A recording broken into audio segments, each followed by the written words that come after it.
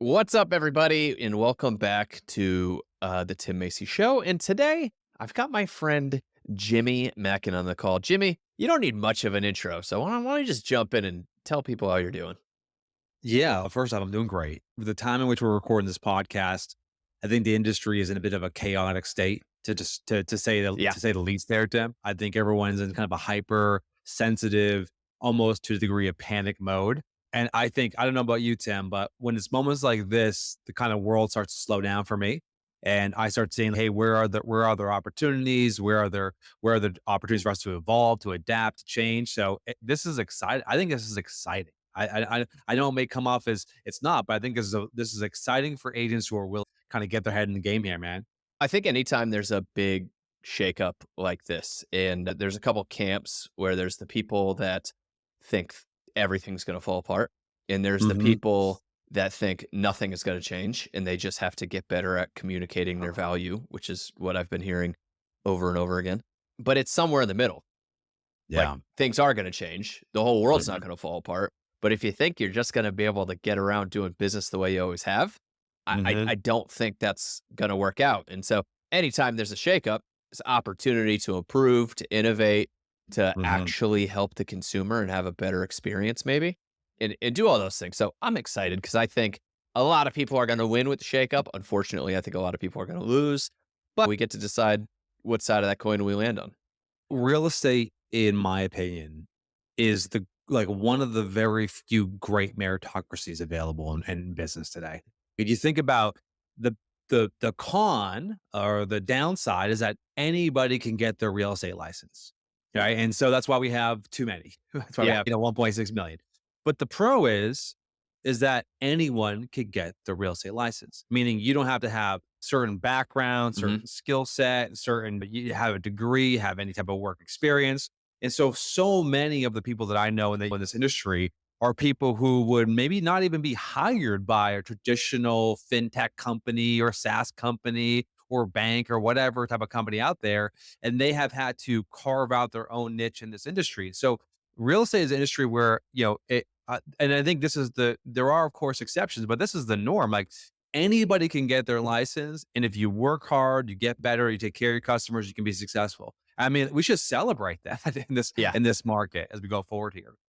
Yeah, I do know there's this big move for it should be more expensive, it should require Sure. more training, and I don't know about you, but, like, I don't think more slides and more mandatory training is the answer. If you were gonna tell me the training was gonna be better, that's fine, Yeah, but sure. I think we like to throw things at making it a little bit harder to get in when I don't think it's the way. Hmm. Look, I like to set the table with a couple things that I'm thinking about, and then I pretty much just want to spend the whole time getting your opinion on them. Because if you don't know, in my opinion, Jimmy is one of, if not the most intelligent mind that I know around marketing in real estate. I was just talking to somebody about this. Your name came up, and I was like, I love Jimmy because he just nails this one thing and he obsesses over it, and that's why he's so good at it. You're not trying to be all things to real estate agents. You Hmm. are solving this one thing. But here's the way that I think we in my world, or at least what we're focusing on going forward in whatever the next couple chapters of real estate look like. One is get more listings. Hmm. Two is add more value to buyers Yeah. because I've heard you need to communicate your value more, which is fine. Like, not knocking it, but you also need to figure out how to add more value. And if you don't Yeah. think you're going to need to add more, I think you're crazy. Not that you're crazy, I just don't think you're right. Third thing is going all in on building your brand or attaching yourself to a powerful brand. Yeah. And I think those are the three things that we're just going to obsess over for the next, however, the foreseeable future. Get more Yeah. listings, add more value to buyers, go all in on your brand or attach yourself to a powerful one. Hmm. Yeah. We can spend our entire time talking through all of these things. This is like 7 podcasts in one, but we'll Yeah. do my style. We'll do rapid fire. Let's first take a moment, if we could, to define what the word brand actually means. And I think this is a debate amongst intellectuals. It's a debate amongst industry professionals. And I think it's a really simple way to understand it that can help you, whether you are trying to aspire to have a brand, you're trying to fix your brand, or you're trying to actually build a brand that people get to associate with you and say, "Hey, this agent knows what they're doing."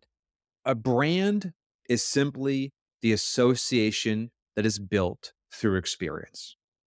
And so what I mean by that is that if let's say as an example, you are a real estate agent and I use you as my agent and I have a great experience using you, then I have developed some type of association with you. And the words start to come to my mind. Like he's a professional. He responds quickly to my emails. He doesn't try to sell me things that are like that I shouldn't buy. He's trustworthy. All of these things. But it's not just that's one type of experience. That's like you actually working with somebody. But also, if you think about the entire consumer journey, the consumer journey is pre, post, or pre, during, and post purchase. So pre purchase is advertising, marketing. And so someone could experience your brand and therefore develop an association by the type of marketing you do. They can experience your brand by working with you and thus develop an association by the work that you do together.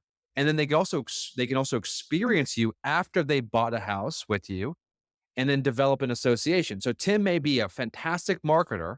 He may deliver a great experience when I'm actually working with him. But then the moment the home closes, I never hear from the dude ever again. And so all of a sudden, that association that was being built through that process, that entire kind of consumer journey experience, now begins to erode, or at least it becomes part of the story that I have with Tim. So when people think about brand, you have to think about this idea of what is the association I want to build in the minds of the consumer. And the way that I think about this, Tim, and you can react to it, is like, what are the words I want them to use when they describe me? Right? That that Yeah. that to me is at we had there are more sophisticated and higher IQ answers to the question of brand, but that to me is what are the words I want them to use when they describe me to someone who doesn't know what I do. To me, that represents what you should be thinking about in terms of turning brand from this esoteric idea into like actionable things you can do operationally to get the desired outcome you're looking to get. I think what's interesting for me is that all of this stuff, in my opinion, going toward the future, what it's going to do is going to bring the client, it's going to bring your client closer. It's going to bring the consumer closer to the cost of the transaction. Mhm. Meaning, when you represented a buyer before, it was like, hey, just don't worry about it. Seller's going to pay me. Anytime a consumer is disconnected from the cost of the Yeah. product usually isn't as good.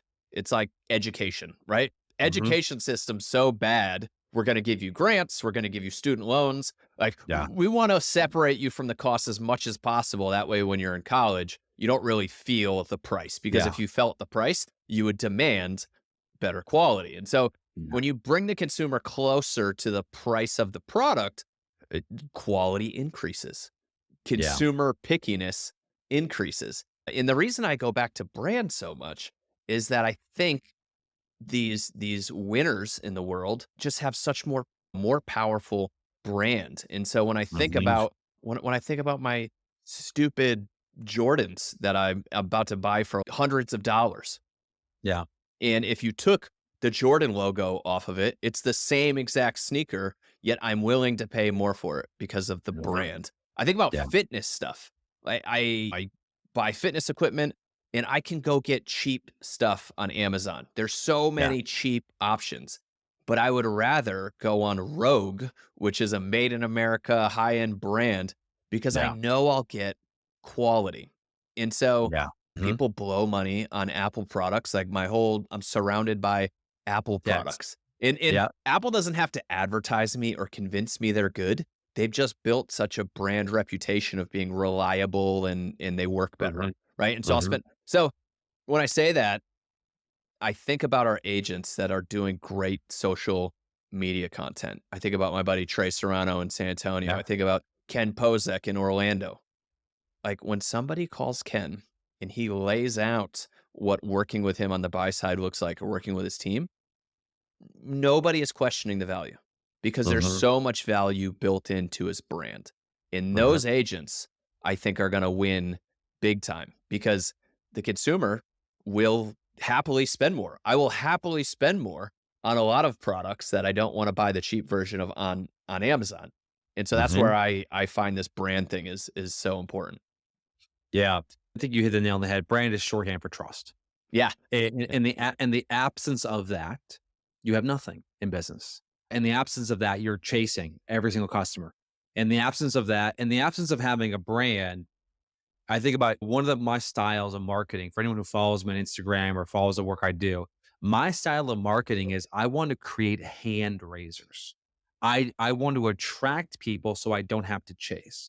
So the marketing that I do, whether I'm delivering value or creating offers or trying to get someone to reply to a text or an email or click on a button, whatever it is I'm trying to do, I'm trying to say, hey, if I'm going to market to 10,000 people, I don't want to call all these people. I want to figure out the people who are actually genuinely interested and who have opted in, that I can actually then put all of my energy and effort on actually talking to those folks, as opposed to the alternative, which is the dial for dollars, hit the phones, make the calls, get yourself fired up for 3 hours of prospecting and rejection in hopes of booking a single appointment. Now, I'm not trashing that, Tim. I mean, that works. That We can absolutely hold works. on. We can lightly trash it. It's what I'm trying to tell people is that there is a better way. Not that there's a different way, that there is objectively a better way. And here's why is that if you think about the business models, and I think very deeply about this, which is the thing that no one talks about, very few people talk about, is the importance of distribution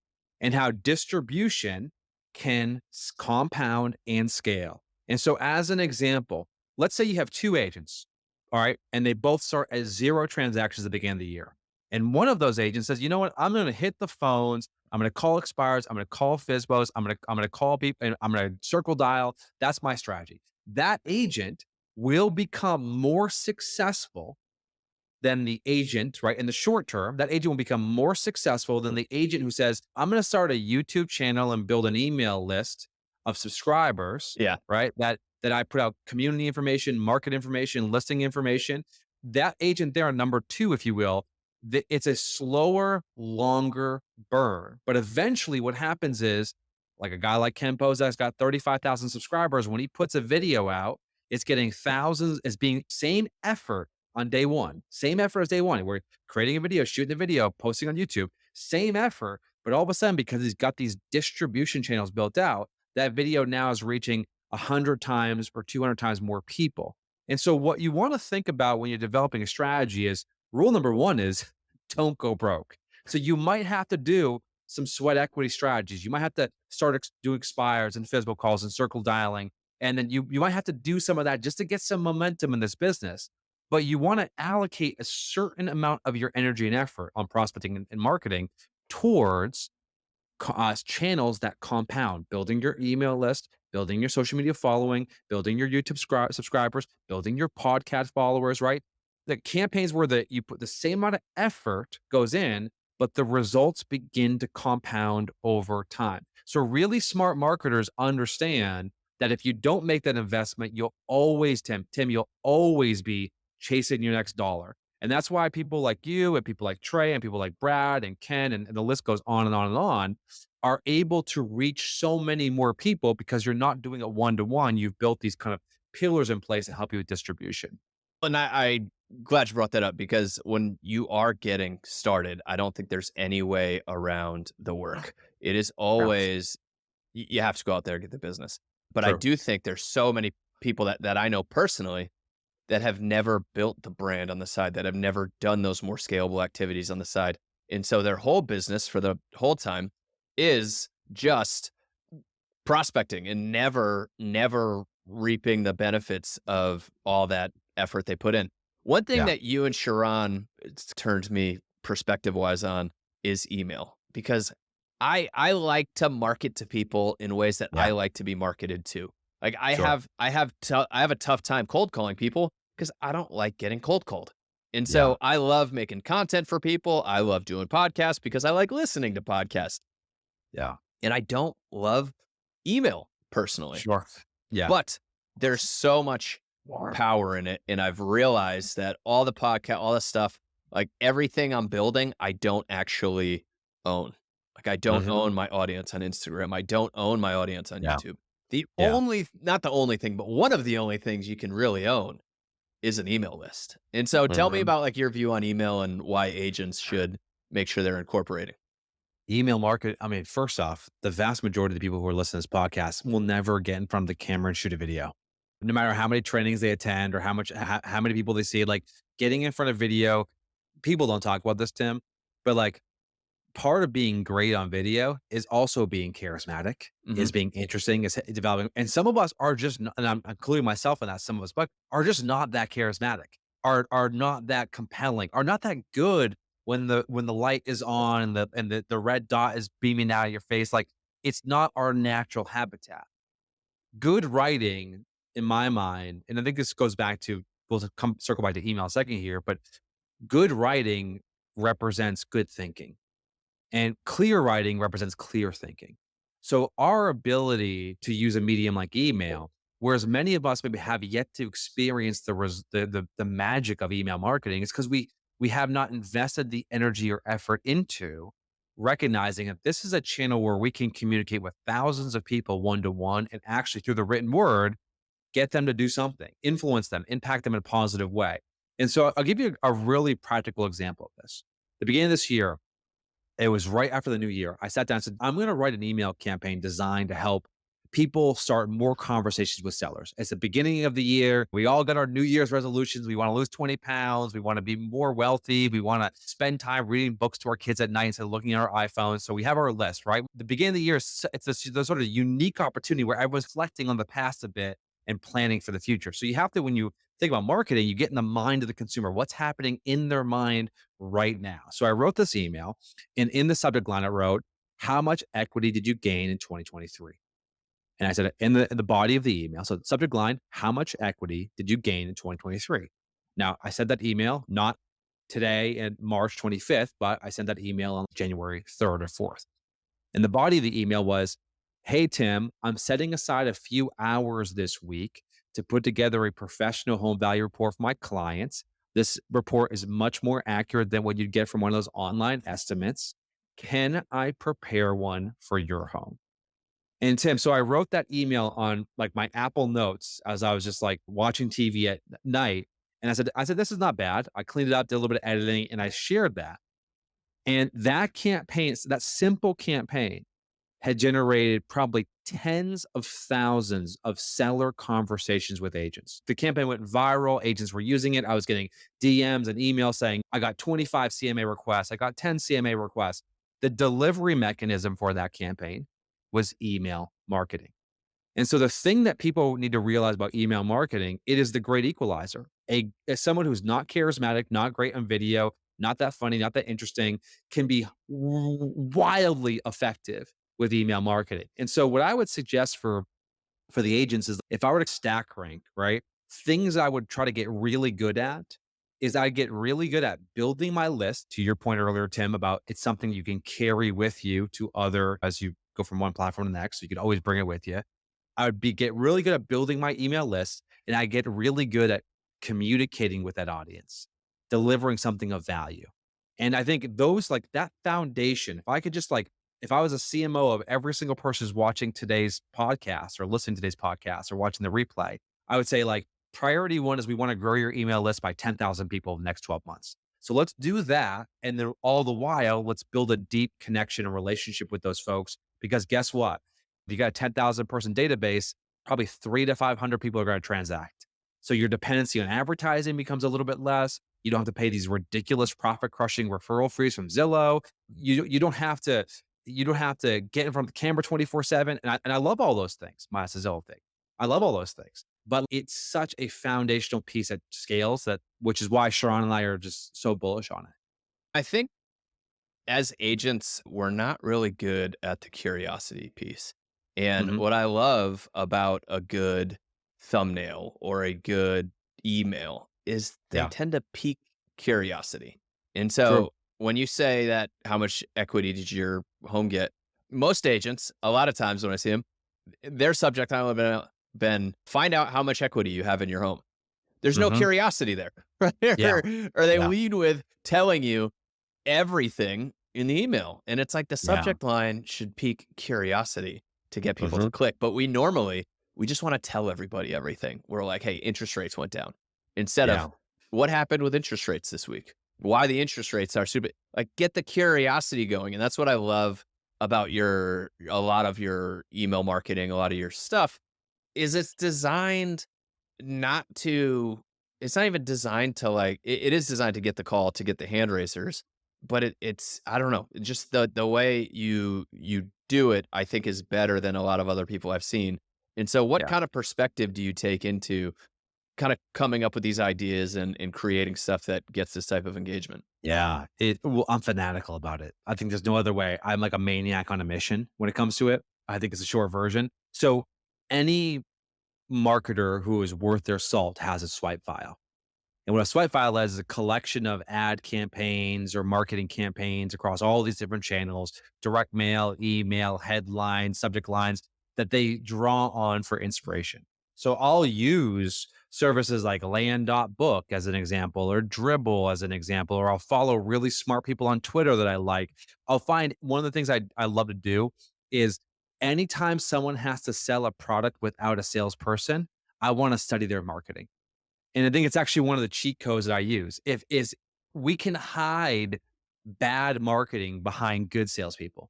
Meaning that, like, you know what I'm saying, Tim? Good salespeople cover up or cover down for bad marketing all the time. So if you've got no salespeople, you got no salespeople and the business is growing, I want to see what it is you're doing, right? To get people from awareness to interest to consideration to purchase.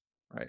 And so that's one of the things I looked at is like look at direct to consumer business. And let me give you the example of this. We're all familiar with Stanley, the Yeah. the the brand that sells, which they by the way, for those of you who don't know, Stanley, I'm not referring to Stanley Cup, NHL. I'm referring to Stanley, the 40-ounce quenchers that every yoga mom now has. Also a cup. Uh Yeah. right. Yeah.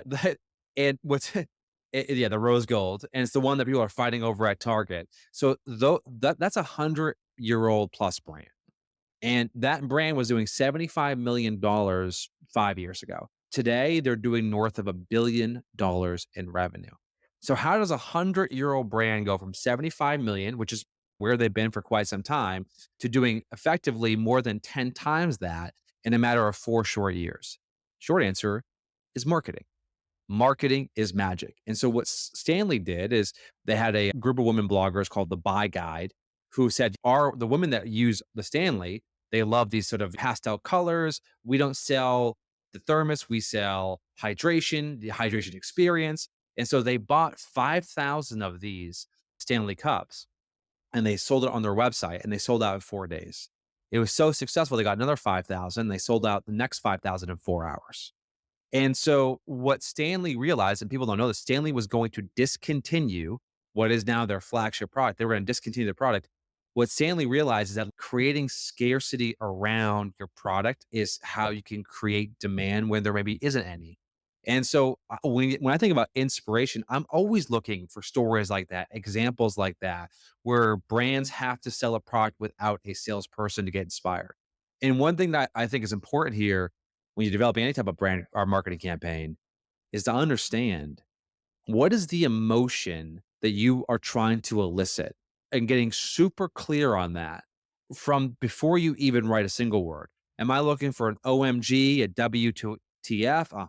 That's interesting. I'm like, oh, I got to act right now. I got to take care of this. Oh, I didn't know that. That's surprising. What is the reaction and the emotion that you're trying to elicit after someone sees, interacts with your marketing campaign? I don't care if it's a video, Tim, a postcard, an ad campaign, an email. If you're clear on that, then the pieces can start to come together in a big way. There's a lot of nuance in what you just said, and I like it a lot. One of the things is that I think we make content looking for any engagement.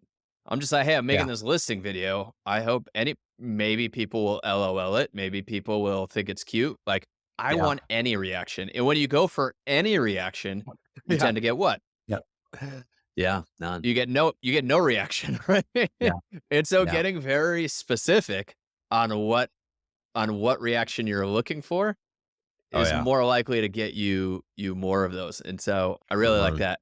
that. Back on the Stanley thing, what cracks me up about that is that I have a Stanley right next to me that I'm drinking out of, but it's not the stupid one with the straw.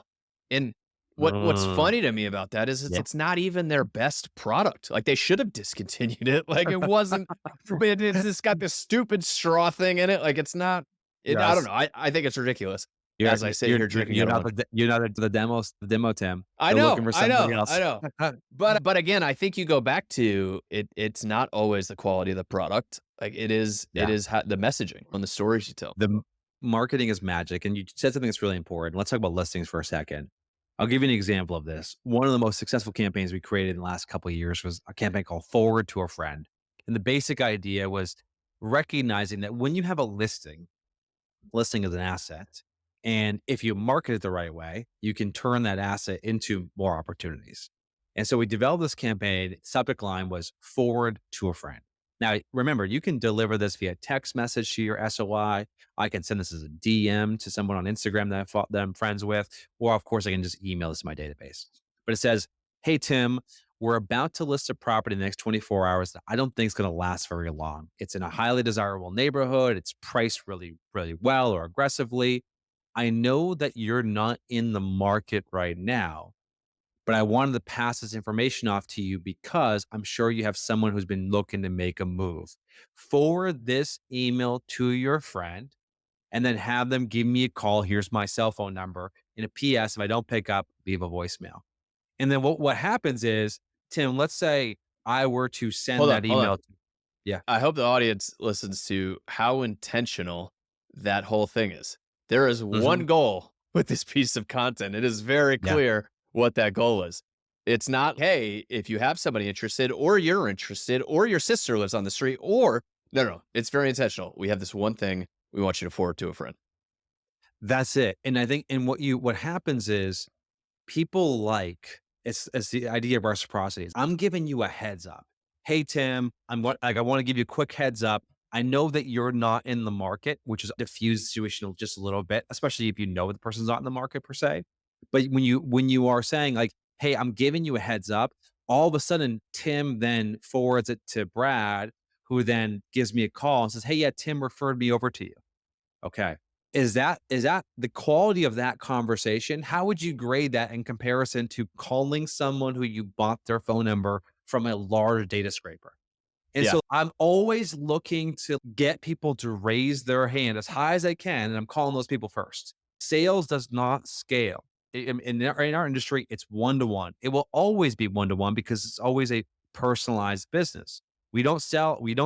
This is not a transactional business, despite what people try to claim it is. This is a relationship personal business. So because sales isn't scale, I don't want to spend any time doing what I would call like sales activities, not actually building relationships. So sales activities are picking up the phone, dialing, leaving a voicemail, right? Buying a list, uploading it into my dialer, organizing my CRM, right? All this time that we spend to prepare for selling is not actually selling.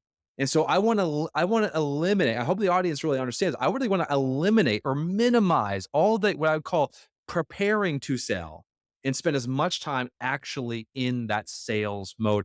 And again, I'm using the word sales broadly here. We're really talking about customer service and customer experience, but I hope the audience understands. I want to spend very little time in sales administration, like organizing tags and building lists. And I want to spend all of my time talking to other people about buying and selling real estate. And if we can Well, optimize that by doing better marketing, then we're way ahead of the game there. the thing I think that goes back to is what we were talking about, where what percentage of your business coming in is already converted when you get the call? Yeah. Like, how much of the business coming in is already converted when you get the call? And my favorite agents, not my favorite agents, but my agents that have the businesses that I admire the most are ones where people are calling them and saying, Jimmy, we've been following you for years. I Yeah. know you have your private clients, but do you have time to work with us? Mm, Is it possible to work with you? How do we work with you? Right? Those are for me the best clients to deal with and the best way to do business. And that is what I think you're getting at too. If you need to have this whole process to convert people with you talking to them and handling on their objections and like all that other stuff, eh, good luck.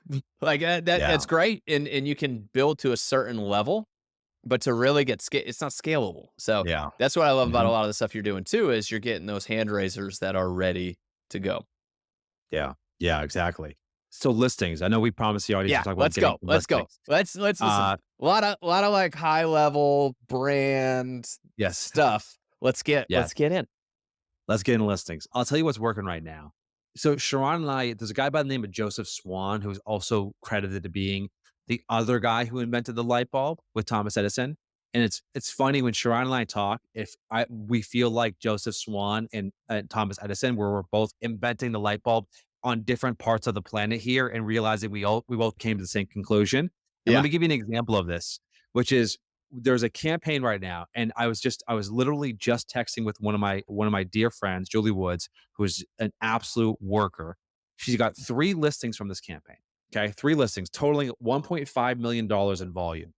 And one of the things that I love about this campaign is this is a campaign that regardless if you've been in the business now for, I don't know, a year or 15 years, you can execute this campaign. This is a campaign that whether you have a big farm that you've been working or you're trying to break into a new market, you can execute this campaign. This is a campaign that requires no advanced degree in marketing, technology, sales, or AI. It is the perfect campaign as it relates to people who want to do the work and get results. So Julie Woods, she's in Texas. Average price point, Tim, is around 300,000. High end luxuries closer to like 500, 600,000. Julie Woods says, I want to break into sort of this higher price point. I'm capping out on the number of individuals I can serve. So I have to increase my income by increasing my sale price. So she sends out 324 letters. From the 324 letters, she's generated $1.5 million in listings. The total cost was approximately $500. So there was sweat equity, there was a little bit of capital, and she's generated 3 listings from this campaign. Now, this campaign has been replicated by now probably half a dozen other people who have done the same thing. And what it is, that's the buildup, Tim. What it Good is, buildup. Good build. I'm what it in. is, You got me right? in. Yeah. Okay. I'm trying to teach and also teach, right? Yeah. So it's the ZMA sticky note strategy. And so all you do is, and when I say all you do, it could be an intern, a new buyer's agent on your team. You print out you build a list of your farm, let's say homes that people have lived in the homes for over 7 years, who have 30 or 40% equity, who let's say have an interest rate of about 4%. You build a list of let's say 250 of those homes. You then individually, systematically go through and go get the address, go on Zillow, print out the Zestimate. And then you put a sticky note on it. Where the sticky note says, with a simple question, Tim, would you sell for 10% more than this? If yes, text me at here's my number. Now, Tim, it doesn't have to be 10%. It could be, would you sell for this number? Would you sell for 3%? Would you sell for 5%? The point is not the percentage. The point is the personalization. I'm printing out their estimate. I'm putting a sticky note in it. I'm putting it in the mail. I'm dropping that in their mailbox. This campaign, 324 cents, $500 invested between paper, stamps, and sticky notes, and then $1.5 million in listing volume. Connie Carlson, real agent down there in Marietta, Georgia. Same strategy. She didn't do it. She had Dan do it. Her husband do it, right? 200 letters, 2 listing appointments. So if I'm thinking about, if I'm listening to this podcast right now, I'm saying I have got to do some of these kind of fastball down the middle campaigns to get people to raise their hand. And if you say, I got to get 10 listings in the next 10 weeks, Tim, this is a staple that I'm going to be using every week, 50 to 100 of these to start building up that listing pipeline. W my I think my audience is just tired. They're probably gonna turn it off after I say this again. But curiosity. Hmm. Like, so many agents wanna send the mailer with the 40 things they do when they list your house. "I'm gonna do this. I'm gonna do that. This is how great I am. This is how great I am. You should call me if you're thinking about selling." Yeah. There's no curiosity. Yeah. Would you sell for 10% more than this number? I'm like, Hmm. there is nothing. There is nothing but curiosity. I'm curious why you printed out this estimate. I'm curious about my estimate. I'm Yeah. curious about how I could sell it for 10% more than this. Hmm. You're not giving them the answer.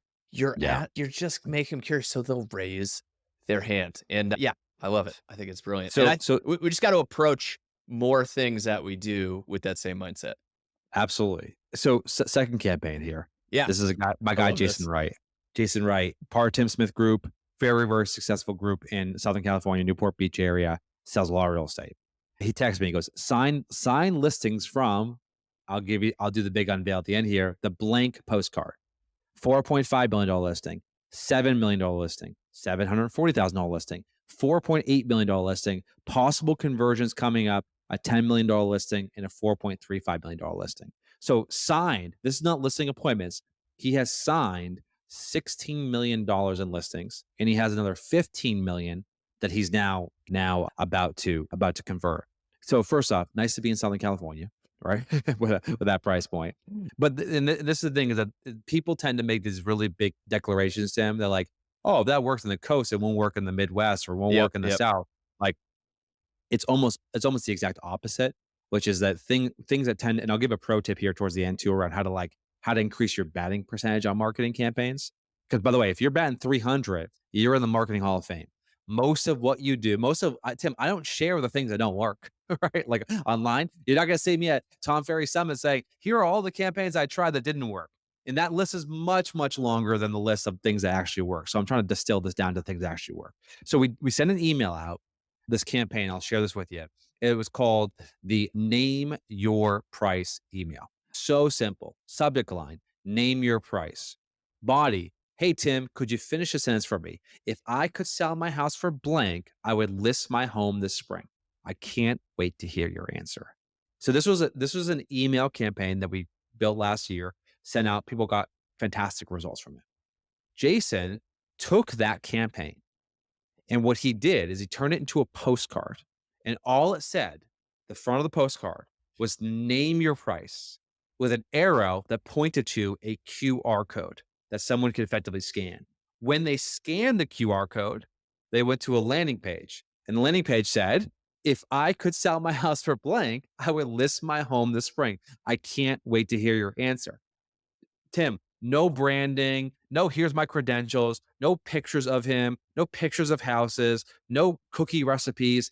It was literally name your price, and the back of the postcard just had the compliance information on it. That was literally it. Sent to 5,000 people and got 500 scans and is consistently listing properties. Now, we can't talk about commission, but y'all Now, can do the math, hold on. right? Just so you know, 500 scans on 5,000 postcards is a pretty high rate. QR codes do not get a ton of scans, and so that's a No. very good rate Very on great. scans. Very, very good scan to conversion rate. Yeah. You guys can do the math, right? If he's doing $16 million in confirmed listings at insert whatever commission he charges, and he's only invested, say, $5,000 and actually sending the postcard, probably sending a little bit less, probably sending like $4,000. You can see the ROI has 6 digits on it, okay, at this Yeah. stage. So here's the pro tip, and I want to make sure everyone picks up on this, Tim. The reason this campaign was so successful is because we tested it and validated it through email. And so what you want to do, this is the pro tip, is test and validate campaigns. And when they work, scale them. So if I do a video on YouTube or on TikTok, I want to say, how can I turn that video into other types of marketing campaigns across Well, other types of channels? when you hit on a video on TikTok that worked really well for some reason, like how can you take that to other channels? When you hit on an email that worked really Mhm. well, how do you convert that? And like you said, if you bat 300, like you're doing You're amazing. doing Not a great everything is job. going to work amazingly, but I think a lot of the best business people I know is they pick up on when they have a winner and then they go all in on that winner and figuring out how to do different things with it. Tip, how long has Geico been running the same damn ad for? The damn I mean, gecko. like, Yeah, yeah, right? I'm with It's you. like they save 15%, right? On your car insurance. Like they've been running that thing from like since like 1999. Okay. Yeah, We're now in 2024. So to Tim's point, when things work, we're so quick to what's next, what's new, what no, slow it down. If something's work, ride it until the damn wheels fall off. Right. If we had this sort of like thought experiment right now, all of us who are listening to this podcast or watching the replay, let's go back and say, what are the 3 things I did last year that worked? And am I still doing those 3 things? And the chances are, like, we're like, "Probably not." They call it, like, an unforced error. These are some of the small mistakes that we make that we can just simply course correct. So the last one for you, Tim, this one to me is has been so fun to see how this has worked. This really builds on this theme that we have now, which is this idea of doubling down on your winners. I was down at the Berkshire Hathaway conference, their annual conference in New Orleans, and there's a guy there that I is the king of Berkshire Hathaway, and that's Jimmy Burgess. Okay. Anyone who's ever met Jimmy Burgess, who talks to Jimmy Burgess, like the guy is the most likable guy on the planet. I I'd like told to be I the king of I'd like to be the king of something someday. That's yeah, I that's a mean, good title. this dude is Yeah. royalty when he walks around. Yeah. Everyone loves Jimmy Burgess. And so Jimmy Burgess has this great technique, which I now have rebranded as the Jimmy strategy, right? Just in case I can get some Yeah. Yeah. ancillary credit for it, which is the unsolicited CMA. And his basic idea is, and you can look it up on Inman, he shares it on Inman, and I'm sure it's been propagated through all the networks, which is going out of your way to send a CMA to someone who's in your SOI. And so this is like what we call blocking and tackling technique. I put together a CMA for Tim. I said, "Hey Tim, I did a CMA for you, no cost. Just want to keep you updated what's happening to your property, blah blah blah." The marketer in me sees that moment and says that's a marketable event. So Tim, let's say in your market, if someone bought a house in 2013, how much? Let's say a $500,000 house. How much is that $500,000 house worth today, in your opinion? Dude, a lot of them have doubled since Okay. 2013. A lot of them more than doubled. So if I bought a half a let's play this out. If I bought a Yeah. $500,000 house, that house now is worth, let's say, $1.1 million. Okay.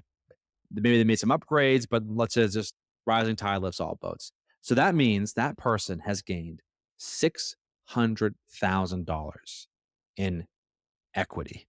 Or another word for equity is cash, right? Like $600,000 in equity in the last, say, 10 years by doing nothing except living in their house and paying their mortgage. This is why they call it the American dream. And so if I did a CMA for Tim, so let's say it's part of my daily SOP of getting more listings, I'm doing 2 or 3 of these unsolicited CMAs per day. Well, if I came across a situation like Tim, where Tim bought his house in 2013, and let's say in that instance, it's been now about 11 years, he's gained $600,000 in equity. That's what we call a marketable moment. And so one of the strategies that we coach is turning that moment, if you will, into a marketing campaign. And so what I would do is I would then go to Instagram and I'd say, I just did a home value report or a professional home value report for one of my clients. They gained $600,000 in equity in the last 11 years. Now, maybe it was like 45,600 in the last 24 months. You could play around with the language there, but they've gained $600,000 equity since they purchased their home in 2013. Would you like me to prepare one for your home? Yes, absolutely. What's a CMA? Or help me buy a home so I can make this kind of cash. And so what I'm doing is I'm taking that one-to-one CMA I just did and I'm jumping over to what I think is a cheat code, Tim. Talk about if you've built an Instagram audience, Instagram polls are a complete cheat code. I would do this Instagram, call it equity update poll. And then as people are replying, yes, absolutely, I'm sliding into their DM and saying, hey, great, what's your address? And all of a sudden, I've taken this, if you could follow the logic here, I've taken this kind of one-to-one customer experience delivering value strategies, helps me get listing appointments. And I've now amplified it through my social media channels to get a whole bunch of people who are not current clients to reach out to me, opt into getting one of these reports. And then all of a sudden, I'm now having conversations with those folks about the value of their home. And guess what? When people want to know the value of their home is because typically they want to do something. They want to either sell, they want to make repairs, or they want to take some cash out to buy an investment property. And so this is a great example for me of do that one-to-one work, delivering value, but then turn the dial up a little bit more and say, how can I push this a little bit further, a little bit further? How can I, as Tim and I were saying earlier, double down on these winners to generate more conversations, book more appointments, and get more listings?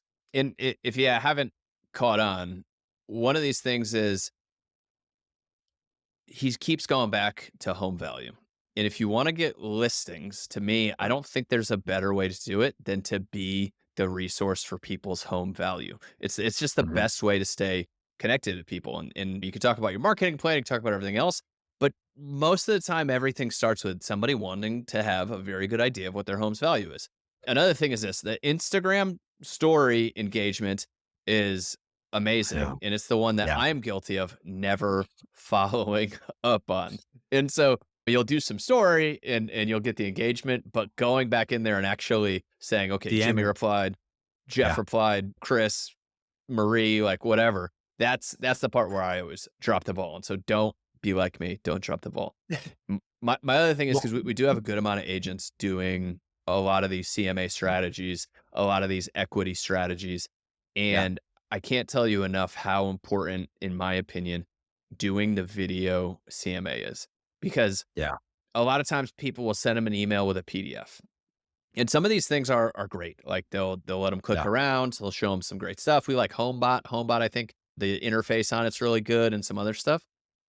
But the money is in them hearing you explain what is Yeah. going on in the market and what you're seeing and why you think their home could be worth this over that. If you stuck it on the market today, based on what we're seeing with our clients, we're usually seeing this. If you waited into the fall, you could still do this. Like, the video is your opportunity to, what we were talking about before, build your brand with that consumer. And so Yeah. get good at doing them. When I was doing them, I could knock them out in 5, 6 minutes a piece. They didn't take that long because I was doing Mhm. so many of them. But don't, I would say, cop out and just like print off some automated PDF thing. Now, don't get me wrong. Yeah. If you're going to do a mass amount of them, you're just going to do a bunch of CMAs and send out a bunch. You're not going to do videos for everyone. But when you get somebody to raise their hand and say, Yeah. Jimmy, yeah, I actually am interested in my home's value, make Yeah. it a video. Yeah. It's my co-author of Exactly What to Say, Philip Jones, likes to say, prescription without diagnostic or diagnosis is malpractice. And so Yeah. by giving people a bunch of information without actually telling them how to consume this information or how to digest this information, you're in many ways doing a disservice to them. And so we live in it's the guy's name's Chris. He runs Wired Magazine. I'm going to forget his last name. Someone will help me out in the comments after the podcast. He has a great line. He goes, "We've gone from the age of information to the age of recommendation." And so now if I go on Netflix, it's going to recommend shows for me to watch. If I go to Amazon, it's going to recommend products for me to buy. If I go to Instagram, it's going to recommend things for me to consume based on what I've actually already looked at. And so as a result, like we as consumers have gotten so accustomed to everything being spoon fed to us. So we got the TLDR, right? Here's what you Yeah. really need to know. And so what I would suggest is if you're going to give them information like a CMA, Tim, CMAs have 40 pages in them. How the hell Yeah. is They're a consumer crazy. going to be able to figure? They get like, hey, I just sent you over a comprehensive report. Let me tell you the three things I would actually want to share with you. Like you got, if you want to dig in there, we got all there. But let me provide my recommendation, my expertise, my guide. Like this is how you start to establish your value amongst a bunch of agents who are just trying to automate everything else in their business. So I'm a huge fan of that strategy. Jimmy just saved you a bunch of time from what I was saying, which is you can send the PDF, but make sure you send a video along with it, with the three things that are most important, which will probably Mhm. take less time than doing a complete video CMA, which I usually do. But yeah, I Yes. like it. I Yeah. like it. The thing that I want to really hopefully encourage everyone who's being able to watch this show today. Tom Ferry and I talk about this all the time. We're on the road a lot this year. We're going from city to city across America, trying to spread the gospel around like listing attraction and growing your business and adapting to change. And one of the things that we tell everyone every time we're together is having this massive bias for action.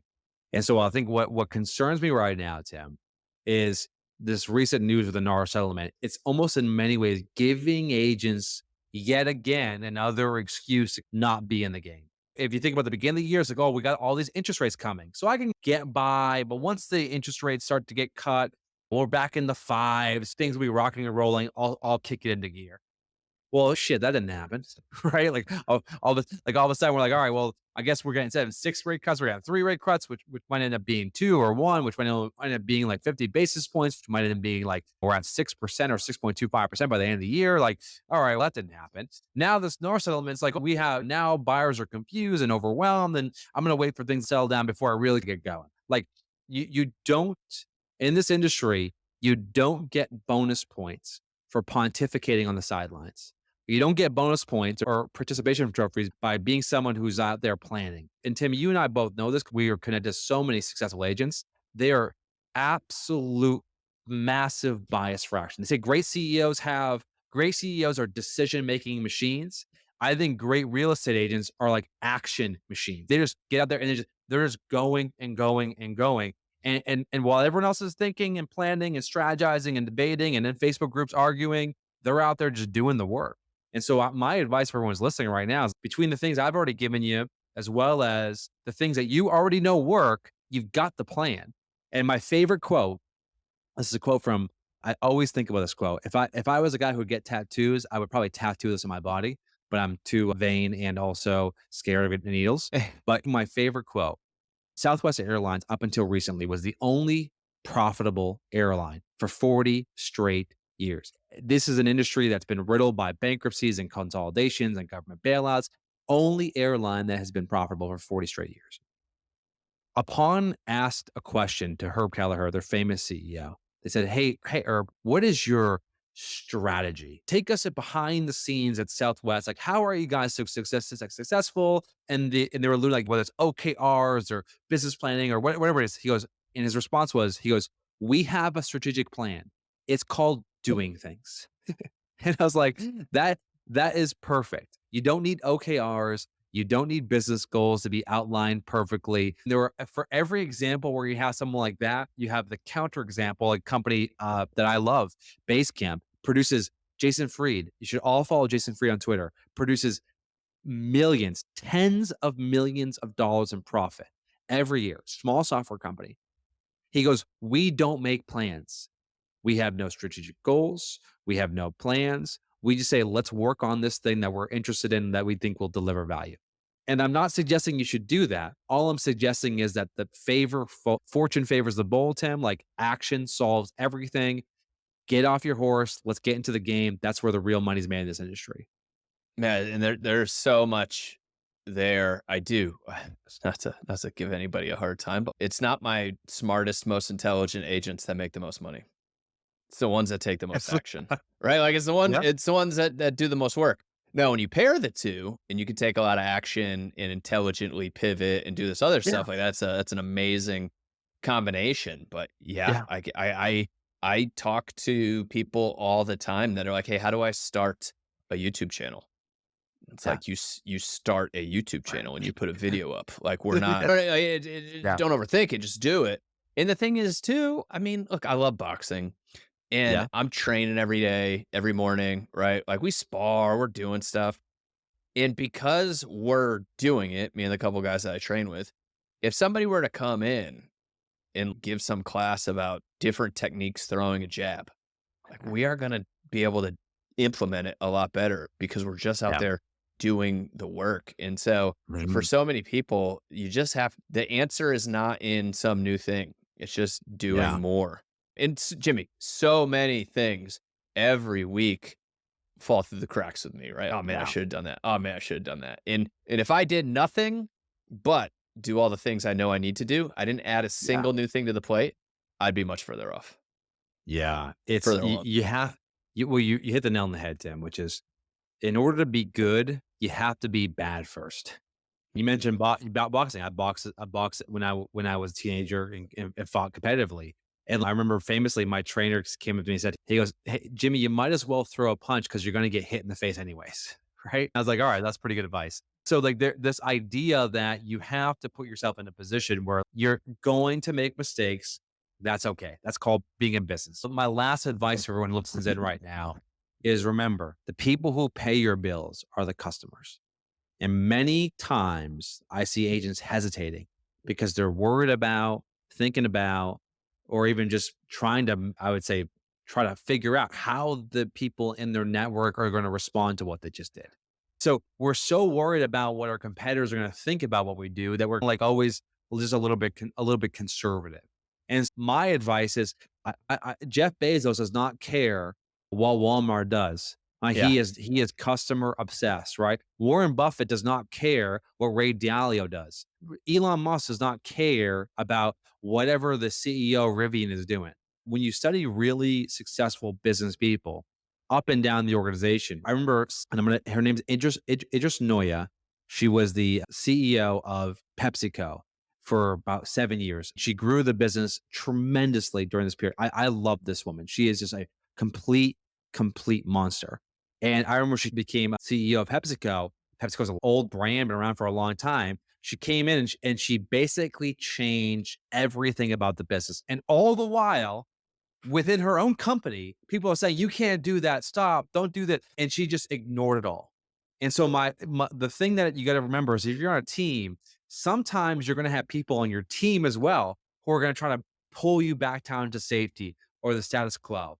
And I'm telling you right now, like, you've got to ignore it all. And when you get more successful in business, you start to understand, trust your instincts. And so having that appetite for, let's say, a little bit of risk, and having that posture where you're focused on action, Tim, like, these are the ingredients you need to be successful in this industry. So just embrace it. Just embrace it. I love that.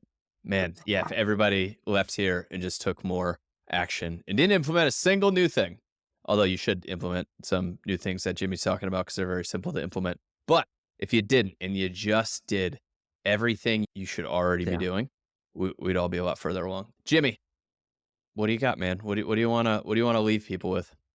I'll leave you with this. First off, if you don't follow me already on Instagram, if you want to stay connected to me, I provide marketing, advertising, sales, strategies, advice, tactics, very practical stuff. It's just at Jimmy Mackin on Instagram. Best place to stay connected with me. And then my last bit of advice here is, if I'm an agent who's listening to this podcast right now, Tim, it's don't wait. Get in the game, because we don't know what's going to happen this fall. All we know is that there's just an incredible opportunity during these periods of disruption. And I think the really smart agents recognize that and are taking advantage of it. So I will say Jimmy's got a great Instagram channel. So if you jump in his Instagram channel, he's putting out a ton of stuff in there. Just all the things they just talked about. When it comes up, he's dropping them in there. And then his other product is he has Curator, which that does a lot of this stuff for you, or makes it a lot easier, right? Nobody does Mhm. everything for you, but it makes it, for me, makes it a lot easier because I look at this great email idea and I'm like, oh, I should totally do that. And it takes me typing the email out, which for me is just Mm. too much work. I don't know. I get too Yes. distracted. I can't do it. And with Yeah. Curator, you don't even have to type it. Everything's preloaded in there. You just send Yeah. it to your database. And look, there's no affiliate link, right? If you sign up for Mhm. Curator, this isn't me pitching something that I'm trying to pay for the podcast with. It's just, there's a lot of services out there for agents. And I think you're Yeah. doing something that really adds a lot of value and is worth every penny for agents that are Yeah. using it. So Yeah. Thank you, Tim. thanks for hopping on, man. Yeah. Good stuff. I'm going to see you soon, I hope.